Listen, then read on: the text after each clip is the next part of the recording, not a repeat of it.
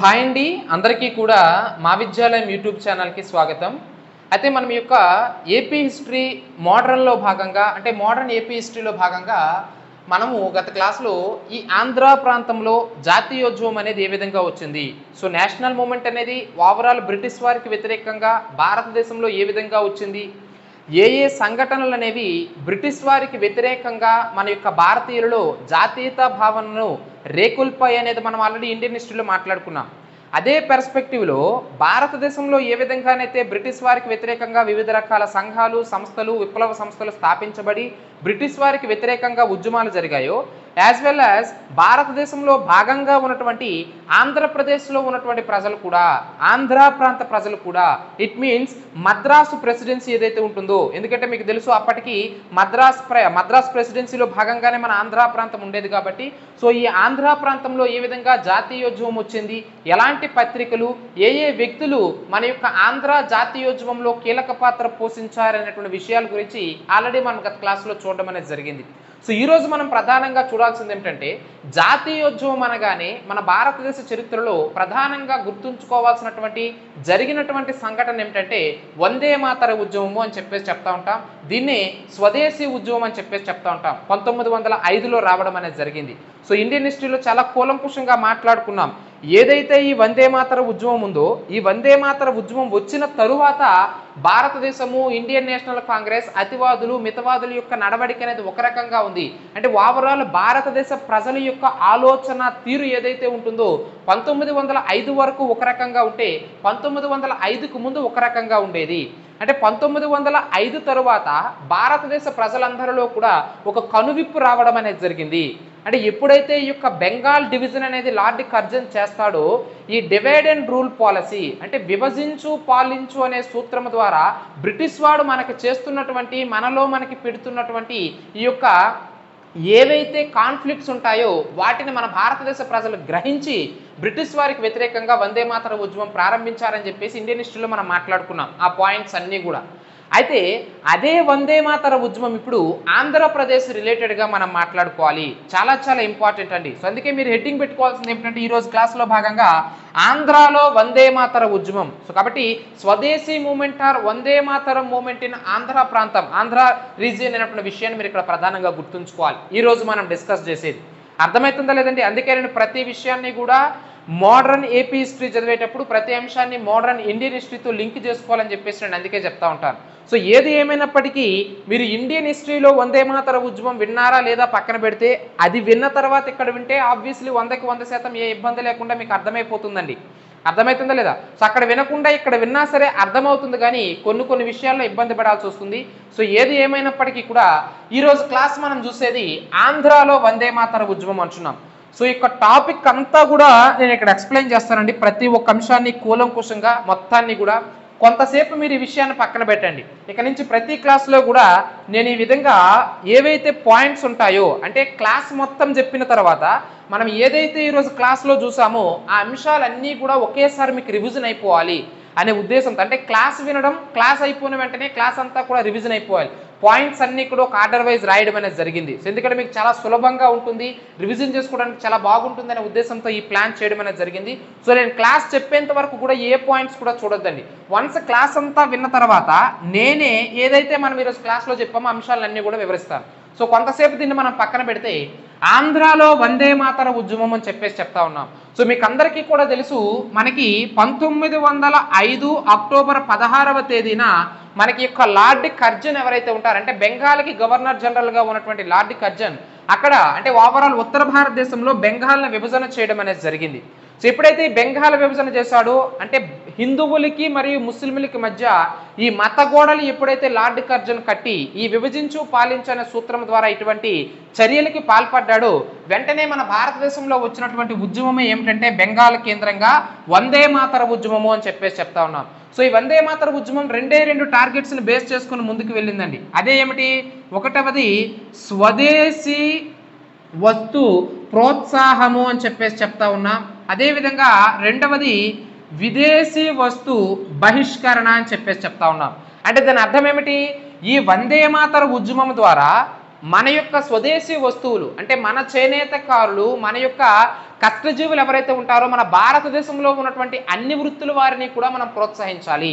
మన భారతదేశంలో ఉన్నటువంటి అన్ని వృత్తుల వారు ఉత్పత్తి చేస్తున్నటువంటి ప్రోడక్ట్స్ను మనం కొనడం ద్వారా మన వారికి మనమే చేయూతను అందించిన వారం అవుతాము. ఎక్కడో బ్రిటిష్ వాడి లండన్లో అంటే మన దగ్గర తయారైనటువంటి ముడి సరుకులను తీసుకెళ్ళి వాడి దేశంలో పారిశ్రామిక విప్లవం వచ్చిన తర్వాత అంటే ఇండస్ట్రియల్ రెవల్యూషన్ ద్వారా వాడు యంత్రాల ద్వారా వస్తువులను తయారు చేసి వాటిని ఇక్కడికి తెచ్చి తక్కువ కాస్ట్కి అమ్మితే వాటిని కొని ఇండైరెక్ట్గా బ్రిటిష్ వాడిని మనమే పోషిస్తున్నాము. సో కాబట్టి దాన్ని మనం తగ్గించాలి. అంటే బ్రిటిష్ వాడికి మనం చేస్తున్నటువంటి సహాయాన్ని నిరాకరించాలని చెప్పేసి 1920లో మనకి సహాయ నిరాకరణ ఉద్యమాన్ని కూడా మనకి గాంధీజీ స్టార్ట్ చేస్తాడు. సో వీటన్నింటి యొక్క అంటే వందే మాతర ఉద్యమం ద్వారా కావచ్చు, స్వదేశీ ఉద్యమం ద్వారా కావచ్చు, ఇట్ మీన్స్ ఈ ఉద్యమం ద్వారా కావచ్చు, సహాయ నిరాకరణ ఉద్యమం నాన్ కోఆపరేషన్ మూవ్మెంట్ ద్వారా కావచ్చు, 1930sలో ఉప్పు సత్యాగ్రహం ద్వారా కావచ్చు, ఈ ఉద్యమాలన్నీ ఎందుకు చేశారండి? మనం బ్రిటిష్ వాడికి పన్నులు కడుతున్నాము, మనం బ్రిటిష్ వాడి వస్తువులను కొంటున్నాము అంటే ఆర్థిక పరంగా మనం వాడికి చేయూతను అందించబట్టే వాడి యొక్క పెత్తనం అనేది మనపై చెలరేగుతుంది. సో కాబట్టి దాన్ని నిర్మూలించాలంటే మన వస్తువులను మనం ప్రోత్సహించాలి, మన వృత్తుల వారిని మనం ముందుకు తీసుకెళ్ళాలి, విదేశీ వస్తువులను బహిష్కరించాలి. ఇక్కడ విదేశీ వస్తువులు ఇస్ నథింగ్ బట్ ఈ యూరోపియన్స్ ఎవరైతే ఉంటారో ఈ బ్రిటిష్ వారు ఇతర చెప్పుకున్నాం కదా యూరోపియన్స్ రాక అని చెప్పేసి. సో ఇతర దేశస్తుల నుంచి వచ్చేటటువంటి ఇతర దేశాల నుంచి మన భారతదేశానికి దిగుమతి అయ్యేటటువంటి వస్తువులను బహిష్కరించడము, మన స్వదేశీ వస్తువులను కొనడంలో భాగంగా ఈ రెండు అంటే ప్రధానంగా ఈ రెండు డిమాండ్స్ని బేస్ చేసుకొని వందే మాతర ఉద్యమం అనేది మన యొక్క భారతదేశంలో ముందుకు వెళ్ళిందని చెప్పేసి చెప్తా ఉన్నాం. సో ఓవరాల్ భారతదేశంలో వందే మాతర ఉద్యమం ఈ విధంగా ముందుకు వెళ్ళిందంటే ఆబ్వియస్లీ మన ఆంధ్ర ప్రాంతంలో కూడా అదే రెండు అంశాలను బేస్ చేసుకుని వందే మాతర ఉద్యమం ముందుకు వెళ్ళింది. అంటే ఆంధ్ర ప్రాంతంలో ఉన్నటువంటి నాయకులు కూడా స్వదేశీ వస్తు ప్రోత్సాహాన్ని కల్పిస్తూ విదేశీ వస్తువులను బహిష్కరించాలి, బ్రిటిష్ వాడిని భారతదేశం నుంచి పారద్రోలాలి అనేటువంటి ఉద్దేశంతో చేసినటువంటి ఉద్యమమే ఆంధ్రాలో ఈ యొక్క వందే మాతర ఉద్యమము అని చెప్పేసి చెప్తా ఉన్నాం. చాలా చాలా ఇంపార్టెంట్ అయినటువంటి అంశం.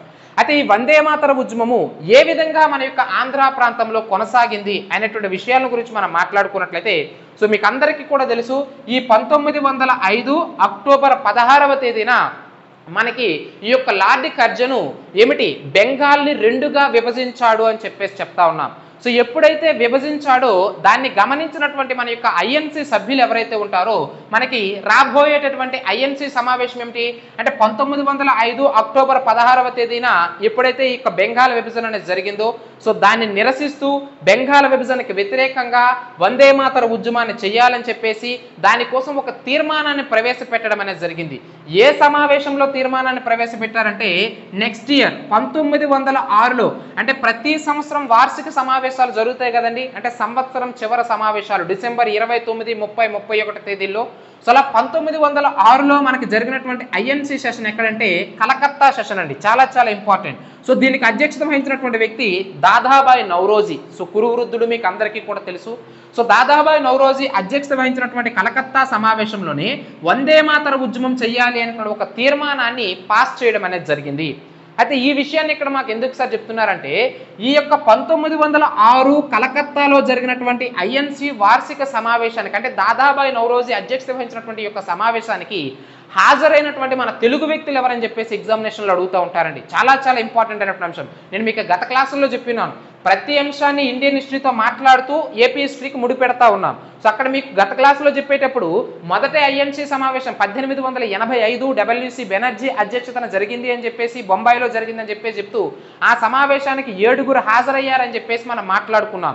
గుత్తి కేశవ పిల్లయ్య కావచ్చు, పి రంగయ్యనాయుడు కావచ్చు, పనబాకం ఆనందాచార్యులు కావచ్చు, వీళ్ళంతా ఎం నాగేశ్వరరావు కావచ్చు, నరసింహనాయుడు కావచ్చు, వెంకయ్యనాయుడు వీళ్ళందరి గురించి కూడా మనం ఆల్రెడీ గత క్లాసులో మాట్లాడుకోవడం అనేది జరిగింది.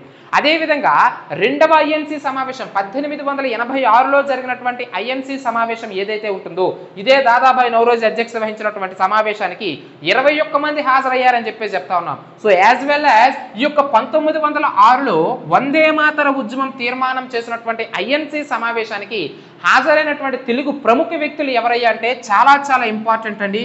1వ వ్యక్తి మునగాల రాజా అని చెప్పేసి చెప్తా ఉన్నాం. ఇతని పేరు తప్పనిసరిగా గుర్తుంచుకోవాలి. అదేవిధంగా కొమర్రాజు లక్ష్మణ్ రావు అని చెప్పేసి చెప్తా ఉన్నాం. ఇతను కూడా మనకి చాలా చాలా ఇంపార్టెంట్ అండి. మునగాల రాజా కావచ్చు, కొమర్రాజు లక్ష్మణ్ రావు కావచ్చు, వీళ్ళు ఎవరండి మనకి యొక్క 1906లో కలకత్తా సెషన్ జరిగితే దానికి దాదాబాయి నౌరోజీ అధ్యక్షత వహిస్తే ఆ ఒక్క సమావేశంలోనే ఏ యొక్క వందే మాతర తీర్మానం చేస్తే సో దానికి హాజరైనటువంటి ప్రముఖ వ్యక్తులే మునగాల రాజా మరియు కొమర్రాజు లక్ష్మణరావు అని చెప్పేసి చెప్తా ఉన్నాం. ఇంకా మూడవ వ్యక్తి మనం మాట్లాడుకుంటే మన యొక్క పనబాకం ఆనందాచార్యులు ఎవరైతే ఉంటారో వీళ్ళు ముగ్గురు కూడా హాజరు కావడం అనేది జరిగిందండి. చాలా చాలా ఇంపార్టెంట్ అయినటువంటి అంశం. అయితే ఇక్కడ మనం ప్రధానంగా గుర్తుంచుకోవాల్సినటువంటి అంశం ఏమిటయ్యా అంటే మీరు ప్రైమరీగా గుర్తుంచుకోవాల్సింది ఇక్కడ వందే మాతర ఉద్యమం అనేది 1905లో మన ఆంధ్ర ప్రాంతంలో కావచ్చు ఓవరాల్ భారతదేశంలో వందే మాతర ఉద్యమం తీర్మానం చేయడం, ఈ ఉద్యమాన్ని ముందుకు తీసుకువెళ్లాలని చెప్పేసి బంకిం చంద్ర చటర్జీ తన యొక్క నవల్లో రాసినటువంటి యొక్క వందే మాతర గేయాన్ని తీసుకొని ఆ గేయాన్ని ఆధారంగా చేసుకొని దీనికి వందే మాతర ఉద్యమం పేరు పెట్టడం, చాలా అద్భుతంగా ఉద్యమం అనేది ముందుకెళ్తా ఉందండి. అయితే ఇదే సమయంలో ఇంత పెద్ద ఉద్యమం చేయడానికి మనకి స్ఫూర్తినిచ్చినటువంటి ప్రధానమైనటువంటి సంఘటన ఏమిటని చెప్పేసి ఎగ్జామినేషన్లో అడుగుతూ ఉంటారు. ఇదే 1905లో ఏం జరుగుతుందంటే మనకి రష్యా మరియు జపాన్లు ఏవైతే ఉంటాయో ఈ రెండింటి మధ్య కూడా యుద్ధం జరుగుతుందండి. అంటే జపాన్లో ఉన్నటువంటి కొంత భూభాగాన్ని ఆక్రమించుకున్నటువంటి ప్రయత్నం రష్యా చేస్తుంది. అయితే మీకు అందరికీ కూడా తెలుసు జపాన్తో పోల్చుకుంటే రష్యా అన్నింటి పరంగా కూడా చాలా పెద్ద దేశం, ఒక కన్నీటి బొట్టంతా జపాన్ రష్యాలో. అయితే ఇక్కడ మీరు గుర్తుంచుకోవాల్సిన అంశం ఏమిటంటే ఎప్పుడైతే 1905లో రష్యాకి మరియు జపాన్కి మధ్య యొక్క యుద్ధం వచ్చిందో, అంటే జపాన్ భూభాగాన్ని ఆక్రమించుకుంటున్న ప్రయత్నం రష్యా చేసిందో, ఆ భూభాగాన్ని ఆక్రమించుకోకుండా అతి పెద్ద దేశమైనటువంటి రష్యాని అతి చిన్న దేశమైనటువంటి జపాన్ ఓడించేయడం అనేది జరుగుతుంది. సో ఇది ప్రపంచం మొత్తానికి కూడా ఒక షాక్ గురైనట్టు చేస్తుంది. అంటే ప్రతి ఒక్కరిని కూడా జపాన్ తన వైపు చూసుకునేలా చేస్తుంది ఈ యొక్క సంఘటన ద్వారా, ఈ 1905లో జరిగినటువంటి యుద్ధం ద్వారా. సో ఎప్పుడైతే ఈ యొక్క రష్యాని అంటే అంత పెద్ద దేశమైనటువంటి రష్యాని జపానే ఓడించేసిందో వెంటనే మన భారతీయులకు కూడా ఆ సంఘటన స్ఫూర్తిగా జరిగింది. అంటే అంత పెద్ద విస్తీర్ణ పరంగా కావచ్చు, సైనిక బలం పరంగా కావచ్చు, అన్ని రంగాలలో జపాన్తో పోల్చుకుంటే ఏ లెక్కలో చూసినా సరే ప్రప్రథమంగా ముందు స్థానంలో ఉన్నటువంటి రష్యాని అతి చిన్న దేశమైన జపానే ఓడించినప్పుడు ఈ బ్రిటిష్ వాళ్ళని మనం ఓడించలేమా, ఇన్ని కోట్ల జనాభా ఉన్నటువంటి భారతీయులంతా కలిస్తే బ్రిటిష్ వారిని వ్యతిరేకించలేమా అనేటువంటి ఈ సంఘటన మన వారిలో స్ఫూర్తిని రగిలించి తత్ఫలితంగానే మనకి వందే మాతర ఉద్యమం వచ్చింది అనే విషయాన్ని మీరు ఇక్కడ గుర్తుంచుకోవాలి. అందులోనూ మనకి ప్రధానంగా ఎప్పుడైతే ఈ యొక్క జపాన్ రష్యాని ఓడించిందో అందులో ఈ రష్యాని ఓడించడంలో జపాన్ సైన్యంలో కీలక పాత్ర పోషించినటువంటి వ్యక్తులు ఎవరయ్యా అంటే తోగి మరియు నోగి అని చెప్పేసి చెప్తా ఉంటామండి. సో జపాన్ సైన్యాధిపతిని తోగి అని చెప్పేసి చెప్తా ఉంటారు, నావికా దళాధిపతి ఉంటారు కదా నేవీకి సంబంధించి నోగి అని చెప్పేసి చెప్తా ఉంటాం. ఈరోజు మనం చెప్తా ఉన్నాం కదా హరికుమార్ అని చెప్పేసి అతను ఇతరని చెప్పేసి air force chief, navy chief, army chief అని చెప్పేసి మాట్లాడుకుంటాం కదా.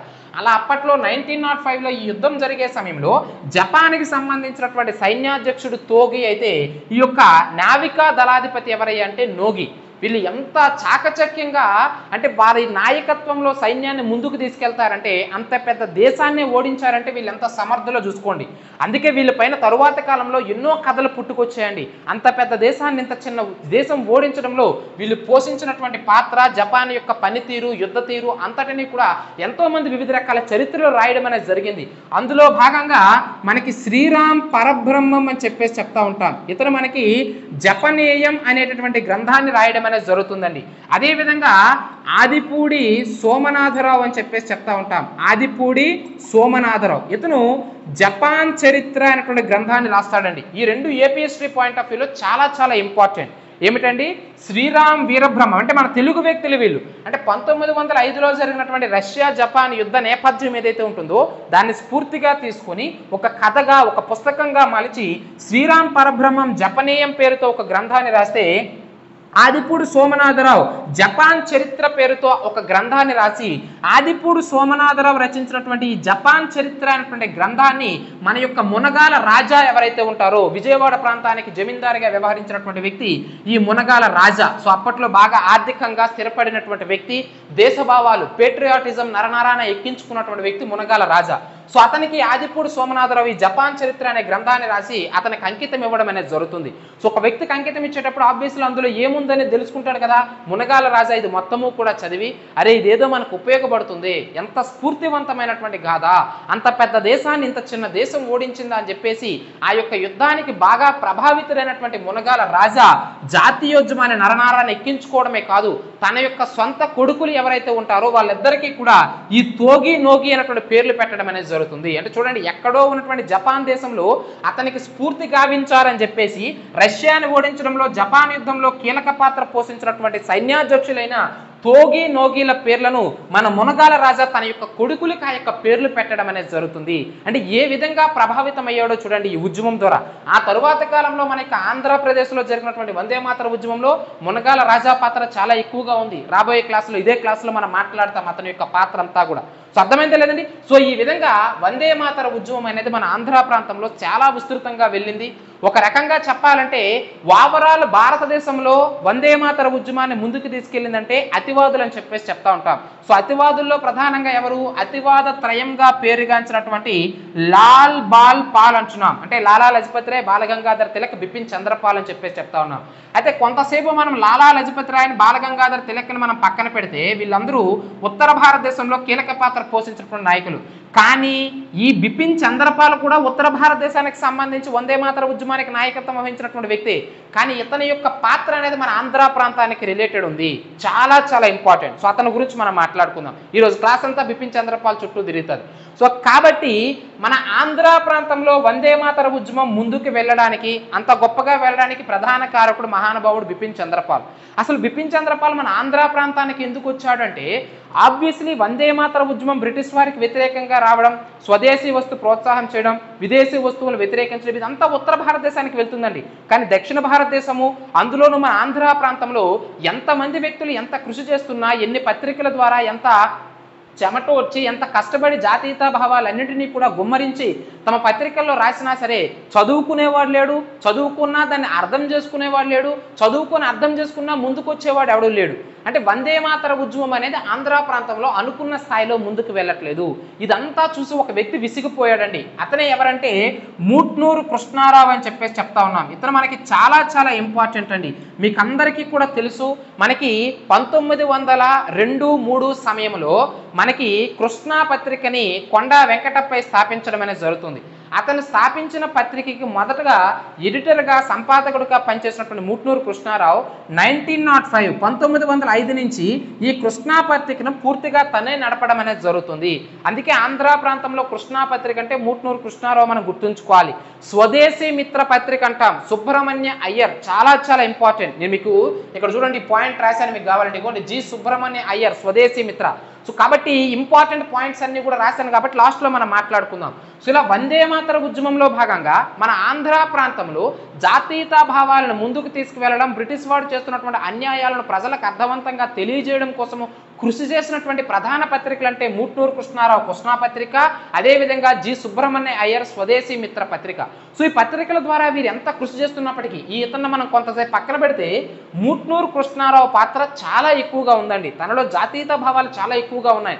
బ్రిటిష్ వాడు చేస్తున్నటువంటి మోసాలన్నీ కూడా కళ్ళకు గట్టినట్టు పుస్తకాల్లో, పేపర్లో రాసేవాడు, న్యూస్ పేపర్ కృష్ణా పత్రికలో ప్రచురించేవాడు. కానీ ఎవడు చదివే నాదుడు లేదు, చదివిన అర్థం చేసుకున్నవాడు లేడు, అర్థం చేసుకున్న ముందుకు వచ్చేవాడు లేడు. ఇలా అయితే కుదరదు.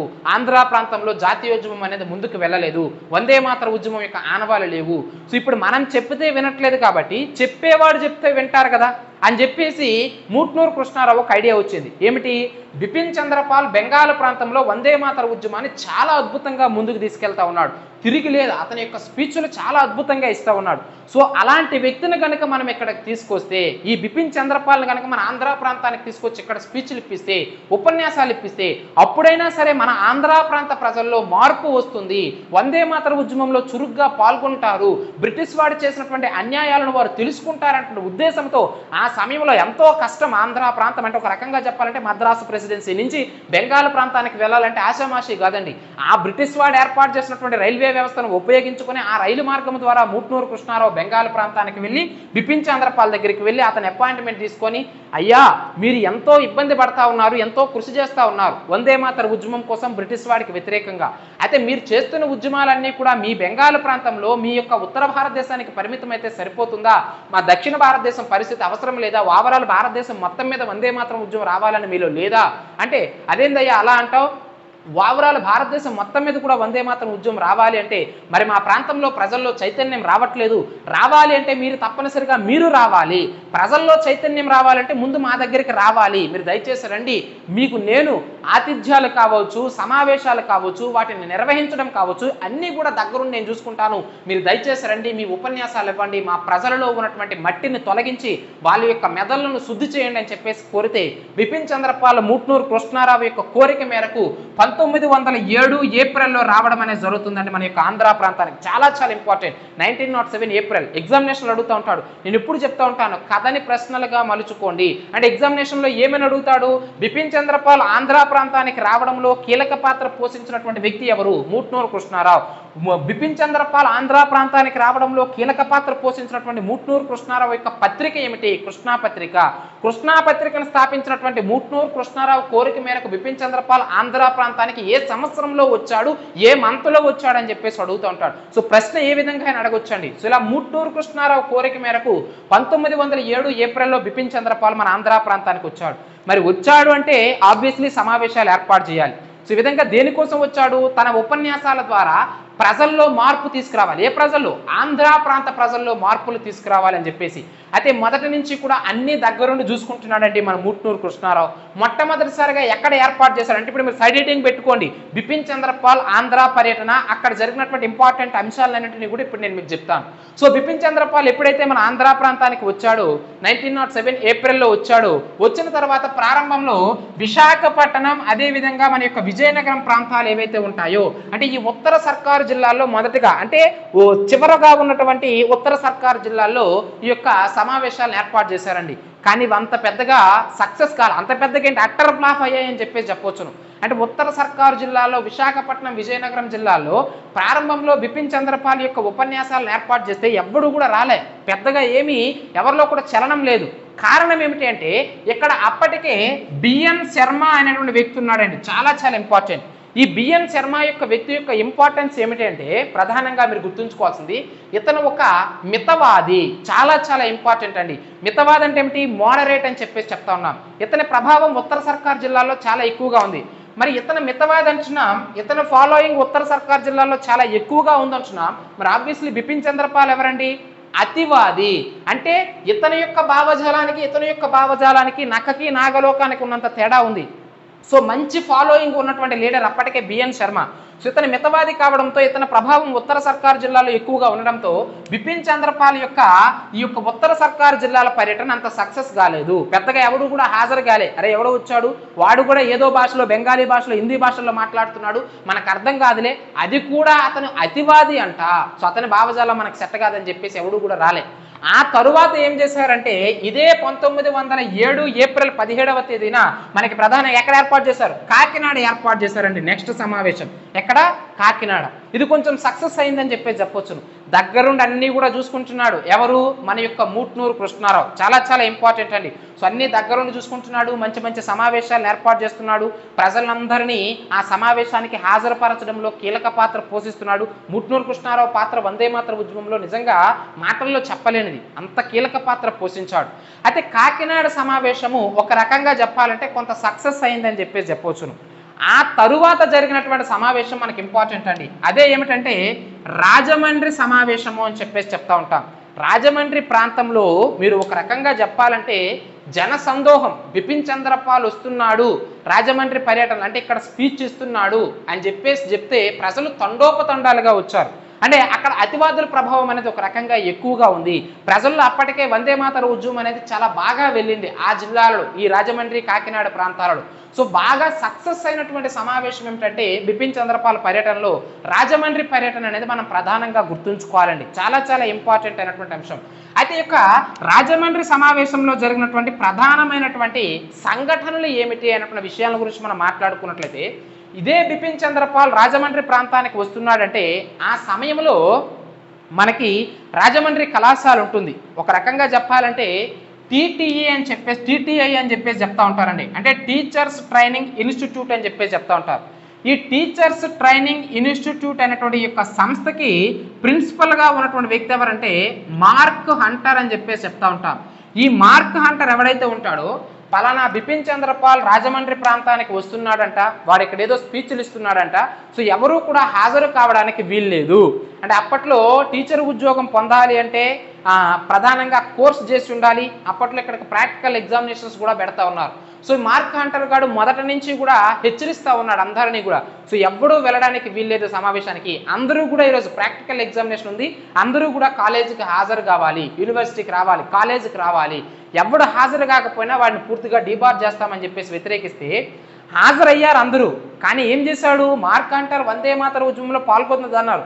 కానీ మన విద్యార్థులు అందరూ ఏం చేశారు, ఆ వందే మాతరం యొక్క బ్యాడ్జెస్ ఏవైతే ఉంటాయో వాటిని ధరించి కళాశాలకు రావడం అనేది జరిగింది.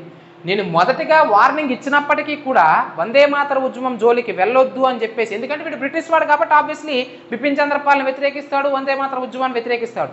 కానీ మన విద్యార్థులు ఏం చేశారు, వాటిని బ్యాడ్జెస్ను ధరించుకొని హాజరయ్యారు. సో దీంతో మార్క్ హంటరు 138 మంది విద్యార్థులను సస్పెండ్ చేసేసాడండి. అంటే నేను చెప్తే మీరు వినరా, ఆ బ్యాడ్జెస్ను ధరించి నేను చెప్పిన మాటని ధిక్కరిస్తారని చెప్పేసి 138 మందిని డిశ్చార్జ్ చేసేస్తే తమ తల్లిదండ్రులు విద్యార్థులు అందరూ కూడా బాధపడ్డారు. ఏమిటి మా ఫ్యూచర్ ఏమిటి, ఇప్పుడు మేము సస్పెండ్ అయితే రేపు పొద్దున ఈ యొక్క టీచర్ ట్రైనింగ్ ఇన్స్టిట్యూట్లో మాకు అవకాశం లేకపోతే రేపు పొద్దున మాకు ఉద్యోగం ఎలా వస్తుంది, ఉద్యోగం లేకపోతే మా కొడుకుల యొక్క పరిస్థితి ఏమిటని చెప్పేసి తల్లిదండ్రులు అందరూ కూడా వాపోతున్నటువంటి సమయంలో ఇద్దరు జోక్యం చేసుకుంటారండి. అదే ఎవరెవరంటే మన బిఎన్ శర్మ కావచ్చు, న్యాపతి సుబ్బారావు కావచ్చు, వీళ్ళిద్దరూ కూడా మితవాదులు. సో మితవాదులు అంటే బ్రిటిష్ వారితో సాన్నిహిత్యం కలిగిన వారు. సో అప్పుడు బిఎన్ శర్మ, న్యాపతి సుబ్బారావు ఇద్దరు కూడా మార్క్ హంటర్ దగ్గరికి వెళ్ళి, అయ్యా మా వాళ్ళు చేసింది తప్పే, బ్యాడ్జెస్ ధరించడం తప్పే, ఒక ఉద్యోగాన్ని కోరుకున్నటువంటి అభ్యర్థులుగా వాళ్ళు అలాంటి చర్యలకు పాల్పడడం తప్పే, వారి తరపున మేము క్షమాపణ చెప్తున్నాం, దయచేసి వారిని తిరిగి రిక్రూట్ చేసుకోండి, వాళ్ళకి అవకాశం కల్పించండి, ప్రాక్టికల్ ఎగ్జామినేషన్స్ రాయించండి అని చెప్పేసి మితవాదులు కోరడంతో సరే నేను ఒప్పుకుంటాను, ఏ 138 మందిని అయితే నేను సస్పెండ్ చేస్తానో వాళ్ళందరినీ కూడా తిరిగి అలొకేట్ చేసుకుంటాను, వారిని రాణిస్తాను. కానీ ఇద్దరు బాగా ఎక్స్ట్రాలు చేశారు, వాళ్ళకి మాత్రము సమస్య లేదు, ఒకరిని పూర్తిగా డిబార్ చేస్తున్నాను, ఇంకొకరిని పూర్తిగా సస్పెండ్ చేస్తున్నాను అని చెప్పేసి ఇద్దరు వ్యక్తులను పూర్తిగా సస్పెండ్ చేసేసాడండి. చాలా చాలా ఇంపార్టెంట్. ఆ ఇద్దరు వ్యక్తులు ఎవరెవరయ్యా అంటే, ఒకటవది గాడిచర్ల హరిసర్వోత్తమరావు అని చెప్పేసి చెప్తా ఉన్నాం, చాలా చాలా ఇంపార్టెంట్ అండి. రెండవ వ్యక్తి ఎవరంటే జె రామచంద్రరావు అని చెప్పేసి చెప్తా ఉన్నాం. ఎవరండి, జె రామచంద్రరావు. సో గాడిచర్ల హరిసర్వోత్తమరావు అయితే పూర్తిగా డీబార్ చేసేసాడండి. అంటే మార్క్ హంటర్ దృష్టిలో వీళ్ళిద్దరూ ఎక్స్ట్రాల్ చేసిన వాళ్ళు, కానీ మన దృష్టిలో దేశం కోసము బిపిన్ చంద్రపాల్ ఉన్నటువంటి గౌరవాన్ని నిలబెట్టుకోవడం కోసము, తమ దేశభక్తిని ముందుకు తీసుకురావడం కోసము నిర్ద్వందంగా వీడిని వ్యతిరేకించినటువంటి రియల్ హీరోస్ వీళ్ళిద్దరూ కూడా, గాడిచర్ల హరిసర్వోత్తమరావు, జె రామచంద్రరావు, నిజంగా దేవుళ్ళు. సో ఈ గాడిచర్ల హరిసర్వోత్తమరావు అయితే పూర్తిగా డీబార్ చేశాడండి. అంటే జీవితంలో వీడు ఇంకా ఉద్యోగానికి పనికి రాకుండా చేయాలని చెప్పేసి మొత్తము గాడిచర్ల హరిసర్వోత్తమరావుని డీబార్ చేసేస్తే జె రామచంద్రరావు అనేటువంటి వ్యక్తి ఎవరైతే ఉంటారో తను సస్పెండ్ చేయడం అనేది జరుగుతుంది. సో ఇలా బిపిన్ చంద్రపాల్ యొక్క పర్యటన సందర్భంగా రాజమండ్రి కళాశాల నుంచి బహిష్కరణకు గురైనటువంటి వ్యక్తులు ఎవరయ్యా అంటే, మొట్టమొదటి వ్యక్తి గాడిచర్ల హరిసర్వోత్తమరావు, తర్వాత జె రామచంద్రరావు అనేటువంటి విషయాన్ని మీరు ఇక్కడ గుర్తుంచుకోవాలి. నీ ఉద్యోగం ఈ రోజు కాకపోతే రేపు, ఉద్యోగం లేకపోయినా పర్లేదు, నీ కళాశాల ఈ కళాశాల కాకపోతే ఇంకొక కళాశాల, నువ్వు కాకపోతే ఇంకొక గురువు నాకు దొరుకుతాడు, కానీ బిపిన్ చంద్రపాల్ అంటే మహానుభావుడు మరలా మా ప్రాంతానికి రాడు, అలాంటి గొప్ప వ్యక్తి యొక్క ఉపన్యాసాలు మరలా నేను నా జీవితంలో వింటానో లేదో తెలియదని చెప్పేసి బహిష్కరణకు గురైన కూడా బిపిన్ చంద్రపాల్ యొక్క రాజమండ్రి పర్యటనలో పాల్గొన్నటువంటి అప్పటి రాజమండ్రి కళాశాల విద్యార్థి నాయకుడు ఎవరయ్యా అంటే గాడిచర్ల హరిసర్వోత్తమరావు అనేటువంటి విషయాన్ని మీరు ఇక్కడ గుర్తుంచుకోవాలి. ఎప్పుడైతే అక్కడ నుంచి సస్పెండ్ అవుతాడో ఆ తరువాత కాలంలో మనకి టంగుటూరు ప్రకాశం పంతులు మీకు అందరికీ కూడా తెలిసిందే, అతను ఒక పత్రికను స్థాపిస్తాడండి. అదే ఏమిటంటే స్వరాజ్య అనే పత్రికను స్థాపిస్తాడు.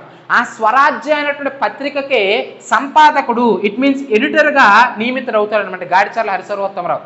అంటే ఇతని యొక్క ఏదైతే గుండె ధైర్యం ఉందో దాన్ని చూసినటువంటి ఐఎన్సీ సభ్యులందరూ కూడా అప్పటికేమి కొమ్ములు తిరిగినటువంటి నాయకుడు, పెద్ద వయసు ఉన్నటువంటి వ్యక్తి కాదండి గాడిచర్ల హరిసర్వోత్తమరావు. ఈ రోజు అంటే అందరిని కూడా పెద్దవారిగా మనం చూస్తూ ఉంటాం. జవహర్లాల్ నెహ్రూ అంటే ఆ యొక్క ఏజ్డ్ ఫోటో మనకి కనిపిస్తూ ఉంటుంది గూగుల్లో, మహాత్మా గాంధీజీ అంటే ఆ యొక్క పంచగొట్టుకున్నటువంటి ఫోటోలు ఇవన్నీ కూడా కనిపిస్తూ ఉంటాయి. కానీ ఈ సంఘటన జరిగే సమయానికి మనకంటే చిన్న వ్యక్తి గాడిచర్ల హరిసర్వోత్తమరావు, 21, 22 సంవత్సరాలు కలిగి ఉన్నటువంటి వ్యక్తి. అంటే అంత చిన్న వయస్సులో అంత ఎక్కువ జాతీయత భావం వచ్చింది కాబట్టి టంగుటూరు ప్రకాశం పంతులు తన యొక్క పత్రిక ఉద్యోగం ఇస్తాడనమాట. అరే నా స్వరాజ్య పత్రిక ఉంది, దానికి నువ్వు ఎడిటర్గా పనిచేయరా పై, ఎందుకంటే నేను ఎలానో వాళ్ళు డీబార్ చేశారు కాబట్టి వాళ్ళు ఉద్యోగాలు ఇచ్చింది నేనే ఇస్తున్నానని చెప్పేసి స్వరాజ్య పత్రికకి ఎడిటర్గా నియమించడం అనేది జరిగింది గాడిచర్ల హరిసర్వోత్తమరావు. ఎప్పుడైతే ఈ యొక్క స్వరాజ్య పత్రికకి ఎడిటర్గా నియమించారో ఈ సమయంలో ఒక ఇన్సిడెంట్ జరుగుతుందండి. ఆ ఇన్సిడెంట్ ఏమిటంటే జాగ్రత్తగా అబ్జర్వ్ చేయండి. నేను ఒకదానితో ఒక లింక్ చేస్తూ చెప్తున్నాను, మరలా మనం వందే మాతరం ఉద్యమానికి వద్దాం, నో డౌట్ ఎట్ ఆల్. కానీ ఇప్పుడు కొంతసేపు గాడిచర్ల హరిసర్వోత్తమరావు గురించి మనం మాట్లాడదాం. చూడండి, సో ఎప్పుడైతే స్వరాజ్య పత్రికకి ఎడిటర్గా గాడిచర్ల హరిసర్వోత్తమరావు నియమితుడయ్యాడో టంగుటూరు ప్రకాశంరావు పంతులకి 1908లో ఒక సంఘటన జరుగుతుందండి. ఏమిటి అంటే మనకి తెలుసు, తమిళనాడులోని తిరునల్వేలి అనేటువంటి ప్రాంతం ఉంటుందండి, ఒక జిల్లా అది తమిళనాడు. ఆ తిరునల్వేలి అనేటువంటి జిల్లాకి మెజిస్ట్రేట్గా బ్రిటిష్ వ్యక్తి పనిచేస్తూ ఉన్నాడు. మెజిస్ట్రేట్ అంటే అర్థం ఏమిటి? కలెక్టర్ అని అర్థం. సో ఈ యొక్క తిరునల్వేలి ప్రాంతానికి కలెక్టర్గా పనిచేస్తున్నటువంటి వ్యక్తిని మన యొక్క తెలుగు విద్యార్థులే కొంతమంది ఏం చేశారంటే కాల్చి చంపేయడం అనేది జరుగుతుంది. సో దీంతో బ్రిటిష్ వారు కోపోద్రిక్తులయ్యి ఈ యొక్క సంఘటన అంటే మన కలెక్టర్నే చంపేంత ధైర్యం ఎవరికి వచ్చిందిరా అబ్బాయి, అసలు ఎవరా వ్యక్తులు, ఎవరా స్టూడెంట్స్ అని తెలుసు, స్టూడెంట్స్లో ఎవడు అని చెప్పేసి వివిధ రకాల ఇన్వెస్టిగేషన్స్ చేసి అవి చేసి ఇవి చేసి లాస్ట్కి ఒక వ్యక్తి పైన అనుమానం పట్టి వాడిని అరెస్ట్ చేయడం అనేది జరుగుతుంది, మన తెలుగు వ్యక్తిని. అతను ఎవరంటే చిదంబరం పిల్లై అని చెప్పేసి చెప్తా ఉన్నాను, చాలా చాలా ఇంపార్టెంట్ అండి. సో ఈ చిదంబరం పిల్లై అనుమానంతో అంటే ఆ యొక్క తిరునల్వేలి కలెక్టర్ని చంపింది వీడే, ఆ ముఠాకి నాయకత్వం వహించింది వీడే అని చెప్పేసి ఈ చిదంబరం పిల్లై అనేటువంటి వ్యక్తిని అరెస్ట్ చేయడం అనేది జరుగుతుంది. మనం పాలిటీలో మాట్లాడతాం కదా, పీడీ చట్టం, ప్రివెంటివ్ డిటెన్షన్ చట్టం అని, అంటే ఫ్యూచర్లో తప్పు చేస్తున్నాడేమో అని చెప్పేసి ముందుగానే భావించి వాడిని అరెస్ట్ చేస్తే దాన్నే పీడీ చట్టం అంటాం. సో ఆ విధంగా వీడే తప్పు చేశాడు, ఫ్యూచర్లో ఇలాంటివి జరగకుండా ఉండాలంటే ముందు వీడిని జైల్లో పెట్టాలని చెప్పేసి చిదంబరం పిల్లైని అరెస్ట్ చేసి జైల్లో పెట్టేశారండి. కానీ అప్పట్లో ఎంతో మాస్ ఫాలోయింగ్ ఉన్నటువంటి లీడర్ ఈ యొక్క చిదంబరం పిల్లై. స్టూడెంట్స్ పరంగా విద్యార్థులంతా కూడా ఇతను ఏది చెప్తే అదే ఒక రకంగా చెప్పాలంటే చిరస పాటించేటటువంటి వారు, అంత గొప్ప నాయకుడు అనమాట. సో ఎప్పుడైతే చిదంబరం పిల్లైని అరెస్ట్ చేసి అతనికి యావజ్జీవ కారాగార శిక్ష విధిస్తారు బ్రిటిష్ వారు, నువ్వే చంపావు యొక్క తిరునల్వేలి కలెక్టర్ అని చెప్పేసి యావజ్జీవ కారాగార శిక్ష విధిస్తారు. వెంటనే మన ఆంధ్ర ప్రాంతంలో ఉన్నటువంటి విద్యార్థులు అందరూ కూడా బంద్ చేయడం అనేది జరుగుతుంది, నిరసనలు రోడ్డు మీదకి వచ్చి బ్రిటిష్ వారికి వ్యతిరేకంగా వివిధ రకాల ఉద్యమాలు చేయడం అనేది జరుగుతుంది. మరి బ్రిటిష్ వాడు ఉద్యమాలను ఎలా కంట్రోల్ చేస్తాడు? అయితే తీసుకెళ్లి జైల్లో పెట్టడం, అంతకి వినకపోతే కాల్చి చంపేయడం. సో మాటలతో చెప్పాడు, మన వాళ్ళు వినలే, లేదు నువ్వు ఏం చేసినా మా చిదంబరం పిల్లని విడుదల చేయాలి, లేకపోతే మేము కదిలేదు లేదన్నారు. సో దీంతో బ్రిటిష్ వారు ఏం చేశారు? కాల్పులు జరిపారు. ఆ కాల్పుల్లో మన తెలుగు వ్యక్తులు ఇద్దరు చనిపోయారండి, మన ఆంధ్ర ప్రాంత వ్యక్తులు ఇద్దరు చనిపోయారు. ఎప్పుడైతే మన ఆంధ్ర ప్రాంతంలో ఇద్దరు వ్యక్తులు చనిపోయారో వెంటనే ఆ విషయాన్ని ఈ యొక్క స్వరాజ్య పత్రికలో గాడిచర్ల హరిసర్వోత్తమరావు రాయడం అనేది జరిగింది. ఎడిటర్ ఇతనే కదా, సో మొత్తం రాశాడు. సో బ్రిటిష్ వాడి యొక్క దమనకాండ, ఆంధ్ర విద్యార్థులపై బ్రిటిష్ వాడి అరాచకత్వం అని చెప్పేసి పెద్ద పెద్ద హెడ్డింగ్స్లో నెక్స్ట్ రోజు స్వరాజ్య పత్రికలో బ్రిటిష్ వాడిని చాలా భయంకరంగా విమర్శిస్తూ వ్యాసాన్ని రాయడం అనేది జరిగింది గాడిచర్ల హరిసర్వోత్తమరావు. సో ఇతను ఏమిటి? ఎడిటర్, దీన్ని చేశాడు. దాన్ని ప్రచురించింది ఎవరు అంటే బోడి నారాయణరావు. వీళ్ళిద్దరూ చాలా ఇంపార్టెంట్ అండి. బోడి నారాయణరావు ఆ చిదంబరం పిల్లైని అరెస్ట్ చేసినందుకు గాను, నిరసన తెలిపినటువంటి విద్యార్థులు చంపినందుకు గాను ఆ స్టోరీని ఇతను ఎడిట్ చేస్తే అంటే రాస్తే దాన్ని ప్రచురించినటువంటి వ్యక్తి బోడి నారాయణరావు. సో దీంతో వీళ్ళిద్దరిని కూడా అరెస్ట్ చేసేసారండి. ఎవరెవరిని? గాడిచర్ల హరిసర్వోత్తమరావు, బోడి నారాయణరావు. అంటే వీళ్ళు ఒక రకంగా చెప్పాలంటే ప్రభుత్వానికి వ్యతిరేకంగా హింసను రేకొడుతున్నారు, పత్రికల్లో మనకి వ్యతిరేకంగా వ్యాసాలు రాస్తున్నారని చెప్పేసి బోడి నారాయణరావుని మరియు గాడిచర్ల హరిసర్వోత్తమరావుని ఇద్దరిని కూడా అరెస్ట్ చేసేస్తే కృష్ణా సెషన్స్ కోర్టులో వీరికి సంబంధించిన కేసు వాదించడం అనేది జరిగింది. సో అప్పటి కృష్ణా జిల్లా ఏదైతే ఉంటుందో ఆ సెషన్స్ కోర్టుకి జడ్జిగా వ్యవహరిస్తున్నటువంటి వ్యక్తి ఎవరయ్యా అంటే కార్న్ హాస్ప్ అండి. చాలా ఇంపార్టెంట్. ఎవరు? కార్న్ హాస్ప్. ఈ కార్న్ హాస్ప్ గాడు ఏం చేస్తారంటే ఈ జిల్లా సెషన్స్ కోర్టులో ఈ కేసు అంతా వాదోపవాదాలు జరిగిన తర్వాత సో తప్పు, బ్రిటిష్ వారికి వ్యతిరేకంగా నువ్వు వార్తలు రాసావు, అది నీ తప్పు, దాన్ని ప్రచురించాడు, వీడు అంతకంటే పెద్ద తప్పు చేశాడని చెప్పేసి గాడిచర్ల హరిసర్వోత్తమరావు ఒక 6 నెలల జైలు శిక్ష, బోడి నారాయణరావుకు 9 నెలల జైలు శిక్ష విధించాడండి. ఎవరు? కార్న్ హాస్ప్. అయితే ఇది మాకు చాలదు, బ్రిటిష్ వారు సంతృప్తి చెందలే. ఏది ఏమైనా నువ్వు బోడి నారాయణరావుకి ఇంకా తక్కువ శిక్ష విధించుకున్నా మాకు అవసరం లేదు, కానీ వీడు మొదటి నుంచి బ్రిటిష్ వారికి వ్యతిరేకము, ఈ గాడిచర్ల హరిసర్వోత్తమరావు గారికి మాత్రము ఎక్కువ శిక్ష విధించాలని చెప్పేసి హైకోర్టుకి అప్పీల్ చేశారనమాట. మీకు తెలుసు కదా, మనం ఒక జుడిషియల్ సిస్టంలో ఇప్పటికీ కూడా బ్రిటిష్ వాడు అందించింది కాబట్టి జుడిషియల్ సిస్టంలో ఒక హైరార్కీ వ్యవస్థను మనం పాటిస్తూ ఉంటాం. సుప్రీంకోర్టు అని, హైకోర్టు అని, జిల్లా సెషన్స్ కోర్టులని, మున్సిపల్ కోర్టులని, సబార్డినేట్ కోర్టులని ఇలా మనం చెప్తా ఉంటాం కదా. కింది కోర్టులో న్యాయం జరగకపోతే పై కోర్టుకి వెళ్ళడం. సో అలా బ్రిటిష్ వాడు జిల్లా సెషన్స్ కోర్టు ఇచ్చినటువంటి తీర్పుతో సంతృప్తి చెందక హైకోర్టుకి అప్పీల్ చేస్తే హైకోర్టు గాడిచర్ల హరిసర్వోత్తమరావుకి 3 సంవత్సరాల కఠిన కారాగార శిక్ష విధించిందండి. అంటే రాజ్య ధిక్కారానికి పాల్పడ్డాడు, రాజ్యానికి వ్యతిరేకంగా వీడు వార్తలు రాశాడని చెప్పేసి 3 సంవత్సరాల కఠిన కారాగార శిక్ష విధించడం అనేది జరుగుతుంది గాడిచర్ల హరిసర్వోత్తమరావుకి. సో ఇలా వందే మాతర ఉద్యమంలో భాగంగా మొట్టమొదటిసారిగా జైలుకి వెళ్ళినటువంటి వ్యక్తి ఎవరయ్యా అంటే గాడిచర్ల హరిసర్వోత్తమరావు, బోడి నారాయణరావు అనేటువంటి విషయాలు మీరు ఇక్కడ గుర్తుంచుకోవాలి. చాలా చాలా ఇంపార్టెంట్ అండి వీళ్ళిద్దరూ కూడా.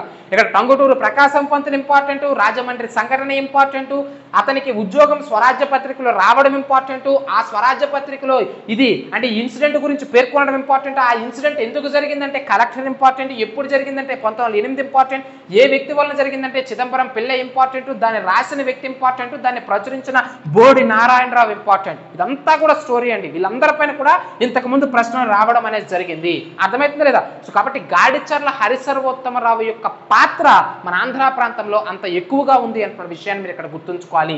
సో ఏది ఏమైనప్పటికీ ఇది మనం కొంతసేపు పక్కన పెడితే మరలా మనం బిపిన్ చంద్రపాల్ దగ్గరికి వద్దాం. సో కాబట్టి మన యొక్క వందే మాతర ఉద్యమం ఏదైతే ఉంటుందో వందే మాతర ఉద్యమాన్ని ముందుకు తీసుకువెళ్ళడం కోసము మన ఆంధ్ర ప్రాంతానికి వచ్చి అద్భుతమైనటువంటి ప్రసంగాలు ఇస్తా ఉన్నాడు. ఇంకా ఎక్కడ తీసుకున్నా రాజమండ్రి ప్రాంతంలో అయితే అతని యొక్క ఫాలోయింగ్ బిపిన్ చంద్రపాల్కి ఎంతో మంది ఫ్యాన్స్ అయ్యారు అతని యొక్క మాట తీరికి. ఎందుకంటే ఒక వ్యక్తి నలుగురును ఉద్దేశించి మాట్లాడుతున్నాడంటే ఆ వాక్చాతుర్యం అనేది ఆ వ్యక్తి నాయకుడా కాదా అనేది డిసైడ్ చేసేస్తుందండి. మనకి వందే మాతర ఉద్యమం అంత అద్భుతంగా ముందుకు వెళ్ళిందంటే చాలా అద్భుతమైనటువంటి వక్తలు లాలా లజపతి రాయ్ కావచ్చు, బిపిన్ చంద్రపాల్ కావచ్చు, బాలగంగాధర్ తిలక్ కావచ్చు, వీళ్ళు చాలా గొప్ప నాయకులండి. వాళ్ళ మాట తీరు వలనే ఒక వ్యక్తిలో ఉన్నటువంటి మాట తీరు, మాట్లాడినటువంటి విధానం ఏదైతే ఉంటుందో నిజంగా అది ఎక్కడికైనా దారి తీయవచ్చు, ఆ వ్యక్తిని ఏ స్థానంలోనే నిలబెట్టవచ్చు. ఈరోజు మీరు చూడండి, బెస్ట్ ఎగ్జాంపుల్ ఏమిటంటే తమిళనాడు ప్రాంతంలో గత 50-60 సంవత్సరాల నుంచి సుమారు 50 సంవత్సరాలకు పైగా తమిళనాడు ప్రాంతంలో ఏ జాతీయ పార్టీ కూడా అధికారాన్ని స్థాపించలేదండి. అంటే ఎప్పుడు అయితే డిఎంకే లేదంటే ఏఐఏడిఎంకే ఈ 2 పార్టీలు తప్పించి వాళ్ళు ఇప్పుడు కూడా తమిళ ప్రజలు ఎప్పుడు కూడా స్థానికతకు ఇంపార్టెన్స్ ఇస్తారు. వాళ్ళు లోకల్ పార్టీస్కి, లోకల్ ప్రజలకి, లోకల్ సంస్కృతికి ఎక్కువ ఇంపార్టెన్స్ ఇస్తారు. మీరు చూడండి 1969 నుంచి ఈ రోజు వరకు కూడా డిఎంకే లేదా ఏఐడిఎంకే 1969కు ముందు ఇండియన్ నేషనల్ కాంగ్రెస్ యొక్క ఇంపార్టెన్స్ ఉండేది. ఆ తరువాత నుంచి ఇప్పటి వరకు స్థానిక పార్టీలు తప్పించి ఇప్పటి వరకు కూడా జాతీయ పార్టీల యొక్క ప్రసక్తి లేదు. కానీ ఈరోజు మీరు చూడండి, ఇప్పుడు మీరు ప్రధానంగా చూస్తూ ఉన్నారు సోషల్ మీడియాలో బాగా వైరల్ అవుతున్నారు మనకి ఈ బీజేపీ పార్టీకి సంబంధించిన వ్యక్తి అన్నామలై. మీరు ఈరోజు రాసి పెట్టుకోండి, తప్పనిసరిగా జాతీయ పార్టీ అయినటువంటి నరేంద్ర మోడీ అంటే బీజేపీ పార్టీ అనే తమిళనాడులో అధికారంలోకి వస్తుంది. ఫ్యూచర్స్లో ఈ డిఎంకే ఏఐడిఎంకే అన్నింటినీ కూడా కూలగొట్టి తప్పనిసరిగా బీజేపీ పార్టీ తరఫున అన్నామలై సీఎం అవ్వడం అనేది జరుగుతుంది తమిళనాడు ప్రాంతాన్ని గుర్తుంచుకోండి. ఎందుకంటే ఈరోజు అతను మాట్లాడేటువంటి విధానం కావచ్చు, మనకి సూర్య కావచ్చు, వీళ్ళందరూ సింగం మూవీ అని చెప్పేసి అది ఇది రాస్తూ ఉన్నారు. ఇవన్నీ ఫిక్షనల్ క్యారెక్టర్ సినిమాలో ఉన్నవి. కానీ నిజమైనటువంటి కర్ణాటక సింగం ఎవరంటే అన్నామలై. ఐపీఎస్ ఉద్యోగిగా ఉంటూ ఎంతో గొప్ప సేవలు చేసి ఎంతో అద్భుతమైనటువంటి నాలెడ్జ్ని గడించి మంచి స్థానంలో ఉండి తర్వాత ఐపీఎస్ పోస్ట్కే రిజైన్ చేసి ఈరోజు తమిళనాడు పాలిటిక్స్లో కీలక పాత్ర పోషిస్తున్నాడు. అతి తక్కువ వయసులోనే అంత గొప్పగా ఎమర్జ్ అవుతున్నాడంటే దానికి గల కారణం ఏమిటి? అతను మాట్లాడేటువంటి విధానము, తనలో ఉన్నటువంటి ఆ భావజాలం ఏదైతే ఉంటుందో దానిది ఉన్నది ఉన్నట్టు ప్రభుత్వాన్ని విమర్శించడంలో సఫలీకృతుడు అయ్యాడు కాబట్టే అన్నామలై ఈరోజు తమిళనాడులో తిరిగిలేనటువంటి నాయకుడిగా ఎదుగుతూ ఉన్నాడు. అర్థమైంది లేదండి? సో కాబట్టి భావజాలాన్ని బయటికి వ్యక్తీకరించడంలో కూడా అందరిలో ఉండదండి. ఆ స్పెషల్ క్యారెక్టర్ కలిగి ఉన్నటువంటి వ్యక్తులు లాల్ బాల్ పాల్, అందులో బిపిన్ చంద్రపాల్ ఇంకా సిద్ధహస్తుడు. సో అలాంటి వ్యక్తిని మన ఆంధ్ర ప్రాంతంలోకి వచ్చి అద్భుతమైన ప్రసంగాలు ఇస్తున్నాడు. అయితే మీకు ఒక డౌట్ రావచ్చు, సార్ అంతా బాగుంది సార్, వాడి భావజాలాన్ని బాగానే వ్యక్తీకరిస్తున్నాడు, సో వాడు చెప్పినటువంటి భావజాలం అంత అద్భుతంగా ఉంటే వాడు ఎక్కడో బెంగాల్ భాషలో హిందీ భాషలో మాట్లాడితే మరి అది మన ఆంధ్ర ప్రాంత ప్రజలకు ఎలా అర్థమైంది సార్? అందుకోసం అప్పట్లో ట్రాన్స్లేటర్స్ ఉండేవారు. సో అలా బిపిన్ చంద్రపాల్ తన యొక్క పర్యటనలో ఆంధ్ర పర్యటనలో భాగంగా తను ఇచ్చినటువంటి స్పీచ్లన్నింటినీ కూడా తెలుగులోనికి అనువదించినటువంటి వ్యక్తి ఎవరయ్యా అంటే చిలకమర్తి లక్ష్మీ నరసింహం అండి. చాలా చాలా ఇంపార్టెంట్ అయినటువంటి అంశం చిలకమర్తి లక్ష్మీ నరసింహం. ఎంత గొప్ప వ్యక్తి అంటే అతను చెప్పింది ఒక మాట అయితే ఇతనులో ఉన్నటువంటి భావజాలాన్ని కూడా జోడీకరించి అంటే దాన్ని జత చేసి ఇంకా ప్రజల్లో ఉద్రిక్తమైనటువంటి ప్రసంగాలను ఇచ్చేవాడు అనమాట. బిపిన్ చంద్రపాల్ ఒక విషయాన్ని చెప్తే దాన్ని స్థానికతకి బేస్ చేసుకొని ఆంధ్రాలో పరిస్థితులు ఎలా ఉన్నాయనేది అర్థం చేసుకొని అప్పటికప్పుడు ట్రాన్స్లేట్ చేసేవాడు చిలకమర్తి లక్ష్మీ నరసింహం. చూడండి, అంటే బిపిన్ చంద్రపాల్ యొక్క పర్యటన సక్సెస్ అయిందంటే దానికి గల ప్రధాన కారకుడు చిలకమర్తి లక్ష్మీ నరసింహం. అంటే అతను ఏ భాషలో చెప్తున్నాడో ఆ భాషలో చెప్పింది అర్థం చేసుకొని వెంటనే దాన్ని మరలా తెలుగులోనికి అనువదించేవాడు. అర్థమవుతుంది. ఈరోజు నరేంద్ర మోడీ కావచ్చు, రాహుల్ గాంధీ కావచ్చు, మన ఆంధ్ర ప్రాంతంలోకి వచ్చి తెలుగులో ఏవో 2-3 ముక్కలు మాట్లాడుతున్నారు. కానీ వారి స్పీచ్ను మొత్తం ట్రాన్స్లేట్ చేయడానికి ఇప్పుడు కూడా మనకి ఈ యొక్క ట్రాన్స్లేటర్స్ ఉన్నారా లేదా? అలా అప్పట్లో కూడా బిపిన్ చంద్రపాల్ స్పీచ్లను తెలుగులోకి అనువదించినటువంటి వ్యక్తి చిలకమర్తి లక్ష్మీ నరసింహం. ఆ సమయంలోనే భరత ఖండంబు చక్కటి పాడియావు, హిందువులు లేగదూడలై ఏడ్చుచుండా అని చెప్పేసి ఎంత అద్భుతమైనటువంటి గేయాన్ని పాడుతాడంటే, ఈ భరత ఖండంబు చక్కటి పాడియావు ఇవేవి కూడా బిపిన్ చంద్రపాల్ పాడలే. చిలకమర్తి లక్ష్మీ నరసింహం తన నరనరనా ఉన్నటువంటి తన యొక్క జాతీయత భావం, పేట్రియాటిజం ఆ యొక్క గేయం ద్వారా బయటకు తీసుకురావడం అనేది జరిగింది. అప్పట్లో బ్రిటిష్ వారికి వ్యతిరేకంగా గేయం ఎంతో సక్సెస్ అయ్యిందండి. చాలా చాలా ఇంపార్టెంట్ ఇవన్నీ కూడా. సో కాబట్టి బిపిన్ చంద్రపాల్ ఆంధ్ర పర్యటనలో భాగంగా తన యొక్క స్పీచెస్ను తెలుగులో అనువదించినటువంటి వ్యక్తి ఎవరు? చిలకమర్తి లక్ష్మీ నరసింహం. చాలా చాలా ఇంపార్టెంట్ అండి. సో ఈ విధంగా బిపిన్ చంద్రపాల్ యొక్క పర్యటనలు కాకినాడ ప్రాంతంలో కావచ్చు, అదేవిధంగా రాజమండ్రి ప్రాంతంలో కావచ్చు, అదేవిధంగా విశాఖపట్నం, విజయనగరం కావచ్చు, ఇలా ఓవరాల్ ఆంధ్ర ప్రాంతం మొత్తము కూడా తిరిగాడు. సో ఏది ఏమైనప్పటికీ కూడా ఓవరాల్ వీటన్నింటిలో బాగా సక్సెస్ అయినటువంటి బిపిన్ చంద్రపాల్ పర్యటన ఏమిటి అంటే మనకి ప్రధానంగా రాజమండ్రి పర్యటన అటువంటి విషయాన్ని మీరు ఇక్కడ గుర్తుంచుకోవాలి.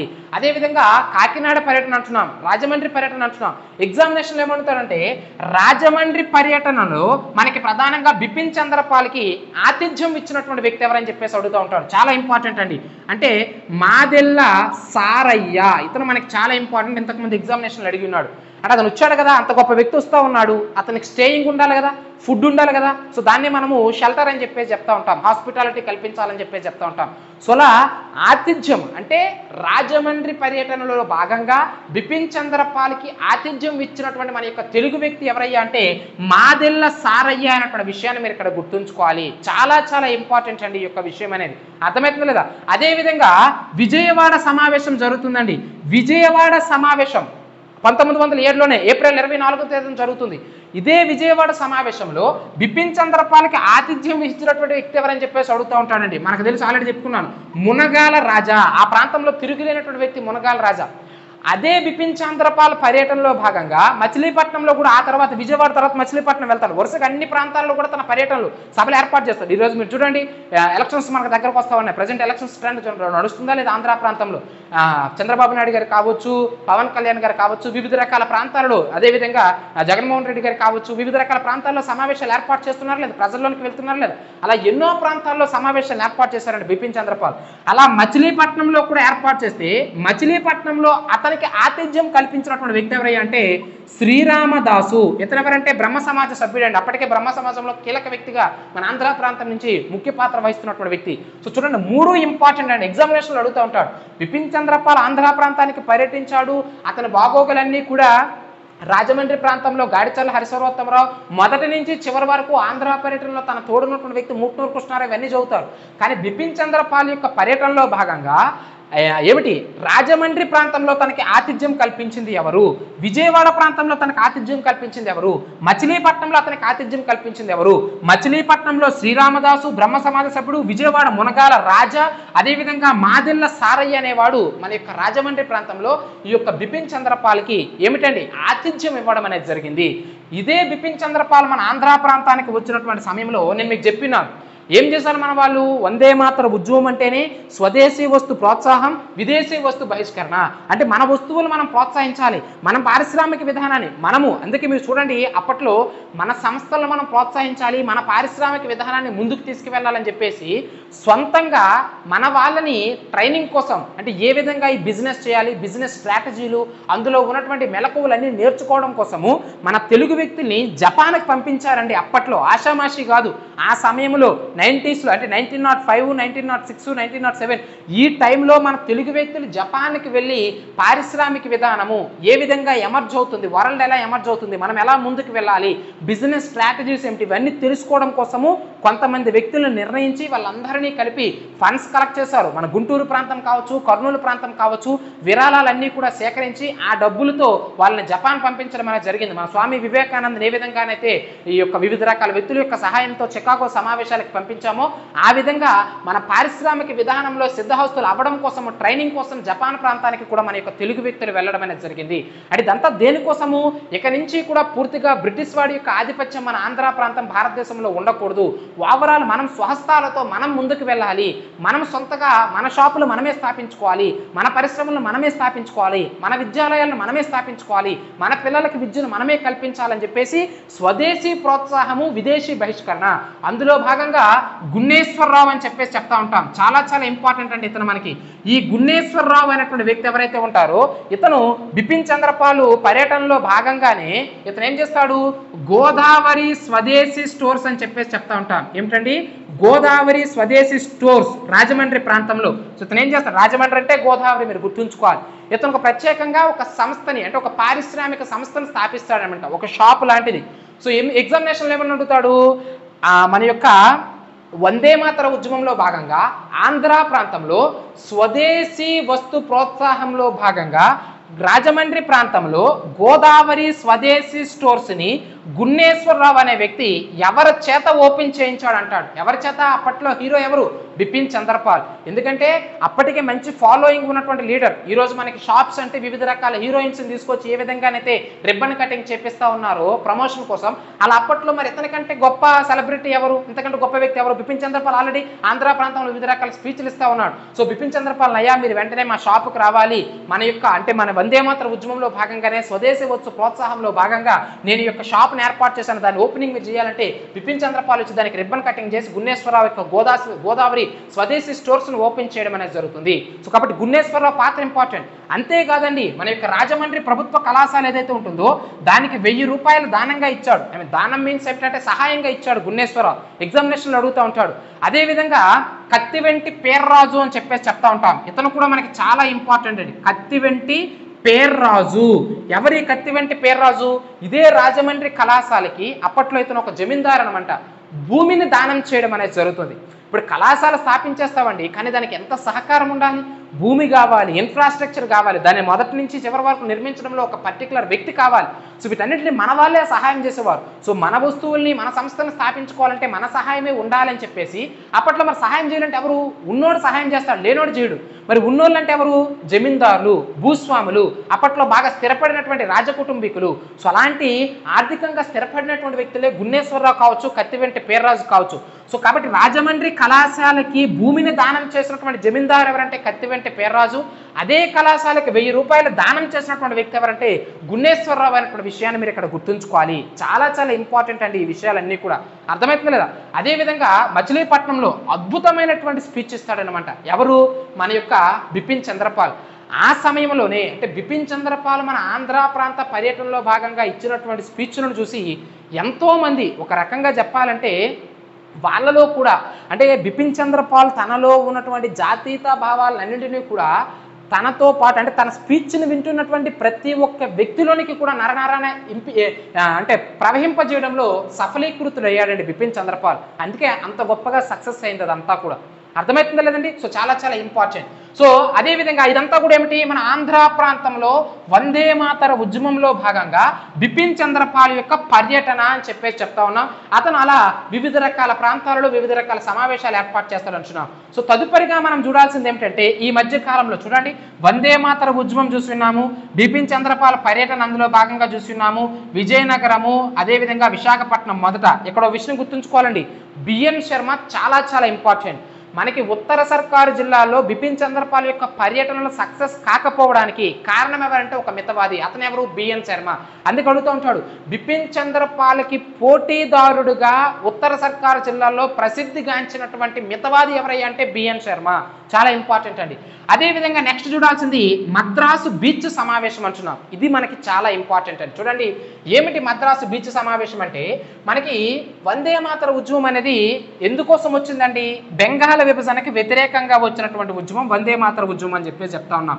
అయితే ఈ వందే మాతర ఉద్యమం రావడానికి బెంగాల్ విభజన అంటున్నాం, కానీ బెంగాల్ విభజన 1905 అక్టోబర్ 16 జరిగింది అంటున్నాం.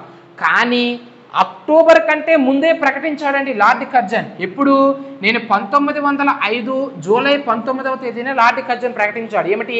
బెంగాల్ని ఈ విధంగా విభజన చేస్తున్నాము అని చెప్పేసి. సో ఎప్పుడైతే విభజన చేస్తున్నామని చెప్పినాడో నెక్స్ట్ సమావేశంలో ఐఎన్సీ సమావేశం కలకత్తాలో జరగడం, దానికి దాదాభాయ్ నవరోజ్ అధ్యక్షత వహించడం, దానికి మన తెలుగు వ్యక్తులు కొమర్రాజు లక్ష్మణరావు కావచ్చు, మునగాల రాజా కావచ్చు, పెనబాక మానందాచార్యులు కావచ్చు, వీళ్ళందరూ హాజరు కావడం ఇదంతా మనం చూసాం.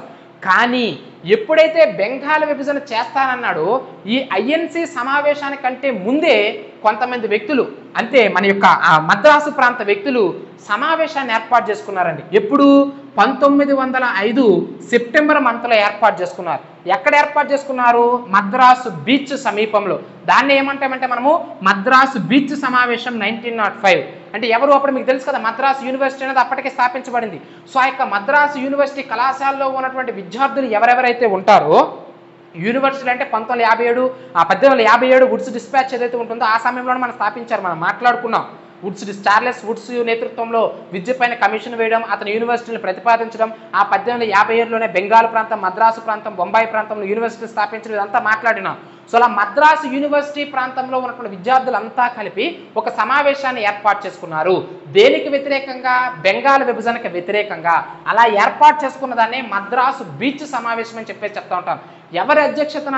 స్వదేశీ మిత్ర అనేటువంటి పత్రికను స్థాపించినటువంటి జి సుబ్రహ్మణ్య అయ్యర్ ఎవరైతే ఉంటారో అతని అధ్యక్షతన మద్రాసు బీచ్ సమావేశం ఏర్పాటు చేస్తారండి. ఇదే మద్రాసు బీచ్ సమావేశంలో వందే మాతర గేయాన్ని చాలా భావోద్వేగంగా ఆలపించినటువంటి వ్యక్తి ఎవరయ్యా అంటే కౌతా సీతారామ శాస్త్రి. చాలా ఇంపార్టెంట్ అండి ఇతను మనకి. కౌతా సీతారామ శాస్త్రి అని చెప్పేసి చెప్తా ఉన్నాం. ఎవరు కౌతా సీతారామ శాస్త్రి? ఎగ్జామినేషన్లో అడుగుతూ ఉంటాడండి.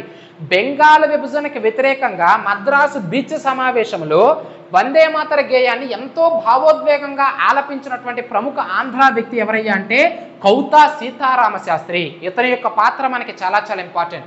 అదే మద్రాసు బీచ్ సమావేశంలో హాజరైనటువంటి ప్రముఖ తెలుగు స్టూడెంట్స్, అప్పటికి విద్యార్థులుగా ఉన్నటువంటి ప్రముఖ వ్యక్తులు ఎవరంటే గాడిచర్ల హరిసర్వోత్తమరావు గుర్తుంచుకోవాలి, గొల్లపూడి సీతారాం గుర్తుంచుకోవాలి. వీళ్ళందరూ కూడా చాలా చాలా ఇంపార్టెంట్ అండి.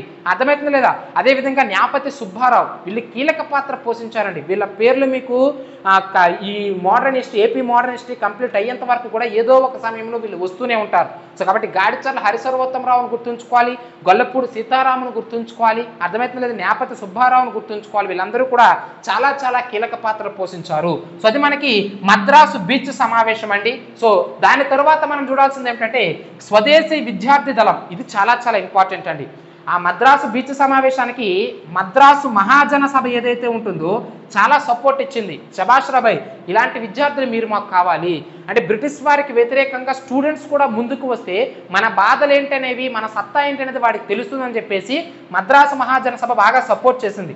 సపోర్ట్ చేయడమే కాదు, వీళ్ళు కూడా ఏం చేశారు, వాళ్ళే అంత బాగా చేశారు స్టూడెంట్స్ అయ్యండి, మనం చేస్తే బాగోదని చెప్పేసి మద్రాసు మహాజన సభ వారు ఏం చేశారు, 1906 ఫిబ్రవరి మంత్లో స్వదేశీ విద్యార్థి దళాన్ని ఏర్పాటు చేయడం అనేది జరిగిందండి. చాలా చాలా ఇంపార్టెంట్. సో కాబట్టి స్వదేశీ విద్యార్థి దళాన్ని ఏర్పాటు చేసిన వారు ఎవరని చెప్పేసి అడుగుతూ ఉంటారు. ఎవరండి?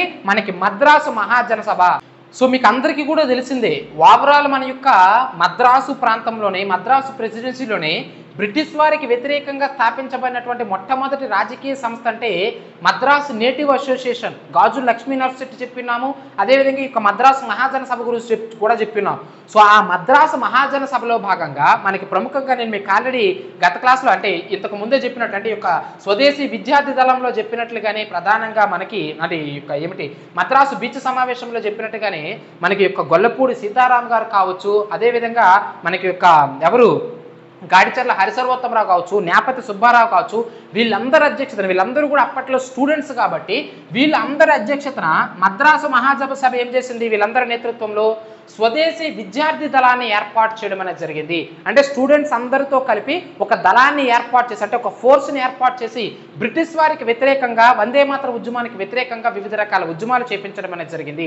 వాళ్ళు అక్కడ ఆ విధంగా చేస్తే మన యొక్క ఆంధ్ర ప్రాంతంలో కూడా స్వదేశీ లీగ్ పేరుతో మన ఆంధ్ర ప్రాంతంలో వ్యక్తులు కూడా కె వెంకటరమణారావు అని చెప్పేసి చెప్తా ఉంటాం, అదేవిధంగా న్యాపతి సుబ్బారావు అని చెప్పేసి చెప్తా ఉంటాం. వీళ్ళందరూ కూడా మన ఆంధ్ర ప్రాంతంలో స్వదేశీ లీగ్ పేరుతో బ్రిటిష్ వారికి వ్యతిరేకంగా ఉద్యమాలు చేయడం అనేది జరిగింది. అంటే వివిధ రకాల సమావేశాలు ఏర్పాటు చేస్తూ వందే మాతరం అంటే మన యొక్క బెంగాల్ విభజన వలన మన భారతీయులకి బ్రిటిష్ వాడు చేస్తున్నటువంటి పరిపాలనని ప్రజలకు తెలియజేయడం కోసము మద్రాసు ప్రాంతంలో స్వదేశీ విద్యార్థి దళాన్ని, అదేవిధంగా ఆంధ్ర ప్రాంతంలో స్వదేశీ లీగ్ని, మద్రాసు ప్రాంతంలో బీచ్ సమావేశాలని, ఇలాంటి సమావేశాలు వివిధ రకాల సంస్థల ద్వారా బ్రిటిష్ వాడి యొక్క ఆ నిరంకుశత్వ పాలనని ప్రజల్లోనికి తీసుకువెళ్ళేటటువంటి ప్రయత్నం చేశారు. సో చాలా చాలా ఇంపార్టెంట్ ఈ విషయాలన్నీ కూడా.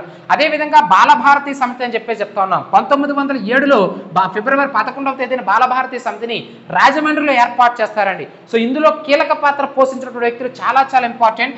గంటా లక్ష్మణ, శ్రీరాములు, అదేవిధంగా కంచుమర్తి రామచంద్రరావు అని చెప్పేసి చెప్తా ఉన్నాం. వీళ్ళందరూ ఎవరండి? బాలభారతి సమితిని స్థాపించడంలో కీలక పాత్ర పోషించినటువంటి వ్యక్తులు. సో కాబట్టి వందే మాతర ఉద్యమం వచ్చిందని తెలుసు. వందే మాతర ఉద్యమం భారతదేశంలో వస్తే అది మన ఆంధ్ర ప్రాంతానికి బిపిన్ చంద్రపాల్ తీసుకొచ్చాడని తెలుసు. తత్ఫలితంగా ఎంతో మంది జాతీయత భావాన్ని తమలో నింపుకున్నారని కూడా తెలుసు. కానీ అదే వందే మాతర ఉద్యమానికి వ్యతిరేకంగా జరిగిన మద్రాసు బీచ్ సమావేశం ఇంపార్టెంట్, దానికి అధ్యక్షత వహించినటువంటి సుబ్రహ్మణ్య అయ్యర్ ఇంపార్టెంట్, స్వదేశీ విద్యార్థి దళం ఇంపార్టెంట్, అందులో కీలక పాత్ర పోషించినటువంటి మన యొక్క గాడిచర్ల హరిసర్వోత్తమరావు కావచ్చు, గొల్లపూడి సీతారాం కావచ్చు, నేపథ్య సుబ్బారావు ఇంపార్టెంట్, స్వదేశీ లీగ్ ఇంపార్టెంట్, బాలభారతి సమితి ఇంపార్టెంట్. బాలభారతి సమితిలో కీలక పాత్ర పోషించినటువంటి గంటా లక్ష్మణ, అదేవిధంగా శ్రీరాములు, కొంచెమతి రామచంద్రరావు వీళ్ళందరూ కూడా చాలా చాలా ఇంపార్టెంట్ అండి. మద్రాసు బీచ్ సమావేశం అంటే 1905 సెప్టెంబర్, అదేవిధంగా స్వదేశీ విద్యార్థి దళం అంటే 1906 ఫిబ్రవరి, అదేవిధంగా మనకి బాలభారతి సమితిని ఎప్పుడు ఏర్పాటు చేస్తారంటే 1907 ఫిబ్రవరి 11. ఒక రకంగా చెప్పాలంటే బిపిన్ చంద్రపాల్ యొక్క రాజమండ్రి పర్యటన ఏదైతే ఉంటుందో ఆ రాజమండ్రి పర్యటన మొత్తాన్ని దగ్గరుండి చూసుకున్నది ఎవరంటే మనకి ప్రధానంగా గాడిచర్ల హరిసర్వోత్తమరావు. స్టూడెంట్గా ఉంటూనే గాడిచర్ల హరిసర్వోత్తమరావు బిపిన్ చంద్రపాల్ పర్యటన పర్యవేక్షించాడు. అదేవిధంగా ఈ యొక్క బాలభారతి సమితి చూడండి రాజమండ్రిలోనే ఏర్పాటు చేశారు దీన్ని. ఇది కూడా ఈ సంఘం కూడా బిపిన్ చంద్రపాల్ పర్యటనని అద్భుతంగా పర్యవేక్షించడం అనేది జరిగింది. సో ఇలా ఇతను ఇచ్చినటువంటి స్పీచ్లతో ఎంతో మంది గొప్ప నాయకులు తయారయ్యారు, ఎంతో మంది గొప్ప దేశభక్తులు బయటకు వచ్చారు. For example best example Kompella Hanumantharao అండి, చాలా చాలా ఇంపార్టెంట్. సో ఎప్పుడైతే మనకి ప్రధానంగా కొంపెల్ల హనుమంతరావు ఇతను ఎవరంటే మనకి మచిలీపట్నంలో సమావేశాన్ని ఏర్పాటు చేశారని చెప్పి చెప్తా ఉన్నాం. చాలా ప్రాంతాల్లో ఏర్పాటు చేశారండి సమావేశాలు. విజయవాడ అన్నాము, విశాఖపట్నం అన్నాం, విజయనగరం అన్నాం, అదేవిధంగా ప్రధానంగా రాజమండ్రి అన్నాం, కాకినాడ అన్నాం, ఇలాంటి వివిధ రకాల సమావేశాలు ఏర్పాటు చేశారు. సో అందులో మచిలీపట్నానికి కూడా వెళ్ళారని చెప్పామా లేదా? అలా మచిలీపట్నంలో బిపిన్ చంద్రపాల్ స్పీచ్ ఇస్తూ ఉంటే బ్రిటిష్ వాడి అన్యాయాలను వెలికి తీస్తూ ఉంటే అతను స్పీచ్ ఇచ్చినటువంటి ఈ కొంపెల్ల హనుమంతరావు అనేటువంటి వ్యక్తి ఎవరైతే ఉంటారో ఇతను ఎంత గొప్పగా ప్రభావితుడయ్యాడంటే తన ప్లీడర్ పట్టాన్ని చింపేశాడండి. ప్లీడర్ పట్టా అంటే తెలుసు కదా, అప్పట్లో ఈ లా చేస్తే ఆ లాయర్ వృత్తిలో భాగంగా ప్లీడర్ పట్టా ఇస్తారు. నాకు ఈ ఉద్యోగం వచ్చు, ఈ న్యాయవాది వృత్తి వచ్చు, ఈ బ్రిటిష్ వాడి కింద వాడు చేస్తున్నటువంటి అన్యాయాలు ఇన్ని ఉన్నాయా అని చెప్పేసి తన ప్లీడర్ పట్టాన్ని చింపేసి పూర్తిగా వందే మాతర ఉద్యమంలో పాల్గొంటాడు. ఎవరి యొక్క ప్రభావం కారణంగా అంటే బిపిన్ చంద్రపాల్ యొక్క స్పీచ్ల ఫలితంగా. ఇదే కొంపెల్ల హనుమంతరావే మనకి ఈ యొక్క ఏమిటి మీకు తెలుసు బందరు జాతీయ కళాశాల అంటాం. ఆ పాయింట్ కూడా ఇంపార్టెంట్ అండి. ఏమిటంటే ఈ బిపిన్ చంద్రపాలే మనకి 1907లో ఏం చేస్తాడు? ఆంధ్ర జాతీయ కళాశాలను స్థాపిస్తాడండి. ఎక్కడ? మచిలీపట్నంలో. సో మచిలీపట్నం సమావేశం అంటున్నాం కదా, ఈ మచిలీపట్నం సమావేశంలోనే ఆంధ్ర జాతీయ కళాశాలకి శంకుస్థాపన చేయడం అనేది జరుగుతుంది. అంటే కళాశాల స్థాపించడానికి ముహూర్తం అనమాట. శంకుస్థాపన ఎవరు చేశారు? బిపిన్ చంద్రపాల్. ఎందుకంటే స్వదేశీ ఉద్యమం అంటున్నాం. అదే అంటే మన విద్యాలయాలను మనం స్థాపించుకోవాలి, మన సంస్థలను మనం స్థాపించుకోవాలి. సో అందులో భాగంగా బందరు లేదా మచిలీపట్నం ప్రాంతంలో ఆంధ్ర జాతీయ కళాశాలకి శంకుస్థాపన చేసినటువంటి వ్యక్తి బిపిన్ చంద్రపాల్. ఈ యొక్క ఆంధ్ర జాతీయ కళాశాలని 1910 నుంచి దేనిగా పిలవడం మొదలుపెట్టారు? బందరు జాతీయ కళాశాలగా పిలవడం అనేది జరుగుతుంది. అయితే ఇక్కడ మనకి కావాల్సిన పాయింట్ ఏమిటంటే ఈ బిపిన్ చంద్రపాల్ శంకుస్థాపన చేసినటువంటి ఈ ఆంధ్ర జాతీయ కళాశాల ఏదైతే ఉంటుందో ఈ ఆంధ్ర జాతీయ కళాశాలకి మొట్టమొదటి ప్రిన్సిపల్ గా పనిచేసినటువంటి వ్యక్తే ఈ యొక్క కొంపెల్ల హనుమంతరావు అనేటువంటి విషయాన్ని మీరు ఇక్కడ గుర్తుంచుకోవాలి. సో అర్థమైందా లేదండి? సో ఇవన్నీ కూడా చాలా చాలా ఇంపార్టెంట్ అండి. సో ఆంధ్రాలో వందే మాతర ఉద్యమంలో భాగంగా బిపిన్ చంద్రపాల్ పర్యటన, వందే మాతర ఉద్యమానికి వ్యతిరేకంగా మన యొక్క మచిలీపట్నం ప్రాంతంలోనూ మద్రాసు ప్రాంతంలోనూ ఆంధ్ర ప్రాంతంలో జరిగినటువంటి వివిధ రకాల సంఘటనలు. సో ఇవన్నీ కూడా ఆల్రెడీ నేను చెప్పిన బిపిన్ చంద్రపాల్ పర్యటన కాకినాడకి 1907 ఏప్రిల్ 17వ తేదీన తన యొక్క స్పీచ్ ఇవ్వడం అనేది జరిగింది. రాజమండ్రిలో April 19, 20, 23. So April month important. అదేవిధంగా ఎప్పుడు ఏ సమావేశాలు ఏ తేదీల్లో జరిగే ఇంపార్టెంట్. అదేవిధంగా మాదెల్ల సారయ్య మీకు తెలుసు రాజమండ్రి ప్రాంతంలో అతనికి ఆతిథ్యం ఇచ్చినటువంటి వ్యక్తి. గున్నేశ్వరరావు స్వదేశీ స్టోర్ చెప్పాను. కత్తివెంటి పేర్రాజు కళాశాలకి రాజమండ్రి కళాశాలకి భూమిని దానం చేసినటువంటి వ్యక్తి. అదేవిధంగా రాజమండ్రి కళాశాల సంఘటన అంటే మనకి ఈ యొక్క జె రామచంద్రరావు కావచ్చు, అదేవిధంగా గాడిచర్ల హరిసర్వోత్తమరావు మనకి 1907 ఏప్రిల్ 24వ తేదీన బహిష్కరణకు గురయ్యారు. ఆ యొక్క టీచర్ ట్రైనింగ్ ఇన్స్టిట్యూట్కి ప్రిన్సిపల్ ఎవరంటే మార్క్ హంటర్. ఈ స్టోరీ అంతా కూడా చెప్పినాను. ఇవ్వండి ఇక్కడ రాశారు మార్క్ హంటర్. ఆ తర్వాత విజయవాడ సమావేశం 1907 ఏప్రిల్ మంత్లో జరిగింది. మునగాల రాజా ఆతిథ్యం ఇచ్చాడని చెప్పాను. ఇవ్వండి ఆ పాయింట్ కూడా రాశాను, మునగాల రాజా ఆతిథ్యం. ఆ తర్వాత మచిలీపట్నంలో అంటే మచిలీపట్నం సమావేశం జరిగింది అంటున్నాం. ఇదిగోండి కొంపెల్ల హనుమంతరావు వీళ్ళందరూ కూడా ప్రభావితులయ్యారని చెప్పాం కదా. ఆ మచిలీపట్నం సమావేశం ఏప్రిల్ 26, 27, 28 తేదీల్లో మచిలీపట్నంలో జరిగింది. అక్కడ ఆతిథ్యం ఇచ్చినటువంటి వ్యక్తి శ్రీరామదాసు, బ్రహ్మ సమాజానికి సంబంధించిన వ్యక్తి, అతని గురించి కూడా చెప్పాను. అదేవిధంగా యంగ్ మెన్స్ స్వరాజ్య సమితి అంటున్నాం. ఇది చాలా చాలా ఇంపార్టెంట్ అండి. బిపిన్ చంద్రపాల్ ఆంధ్ర ప్రాంతాన్ని పర్యటించిన సందర్భంలోనే మచిలీపట్నంలో స్థాపించబడినటువంటి ఒక ప్రత్యేక సంస్థ ఏమిటంటే యంగ్ మెన్స్ ఏమిటి స్వరాజ్య సమితి అనే విషయాన్ని మీరు ఇక్కడ గుర్తుంచుకోవాలి.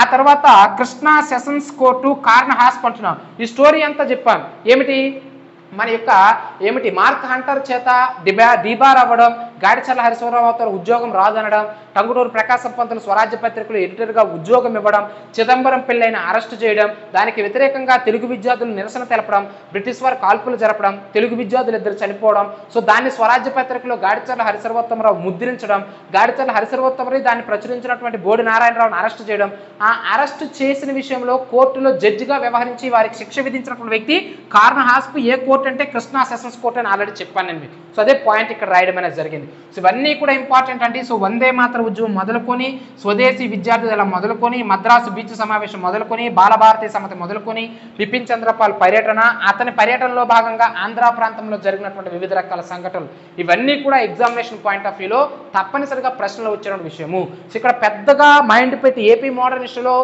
ఇన్ఫర్మేషన్ చాలా ఎక్కువగా ఉంటుందండి. కానీ మనము రాజకీయ చరిత్ర, సాంస్కృతిక చరిత్రలో భాగంగా ఏన్షియంట్ మిడివల్లో చూసినంత ఎక్కువగా గుర్తుంచుకోవాల్సినటువంటి పని ఉండదు.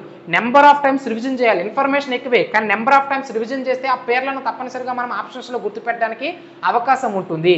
సో దానిలాగా రాజెవడు, యుద్ధాలెవడు, సందులు ఏమిటి అవన్నీ గుర్తుంచుకోవాల్సిన అవసరం లేదు. సో ఇక్కడ నువ్వు ఎన్నిసార్లు రివిజన్ చేస్తే అన్నిసార్లు పేర్లు మాత్రమే.